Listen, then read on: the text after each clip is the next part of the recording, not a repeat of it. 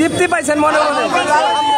তো দর্শক আসলে অনেকেই কিন্তু স্বাধীনতা বলতে কি স্বাধীনতা কিন্তু অনেকেই দেখে নাই, স্বাধীনতা কিন্তু অনেকেই দেখে নাই, মানে তারা যে আনন্দ উল্লাস তারা মনে করতেছে আসলে আমাদের দেশ স্বাধীন হয়েছে। তো আমরা আসলে চাইবো আমাদের দেশ যে পরিচালনা করবে সে জানে আসলে আমাদের জনগণের মনের আশা যেন পূরণ করতে পারে। তো একে আকাঙ্ক্ষায় সবাই বাংলাদেশ 2024 সালে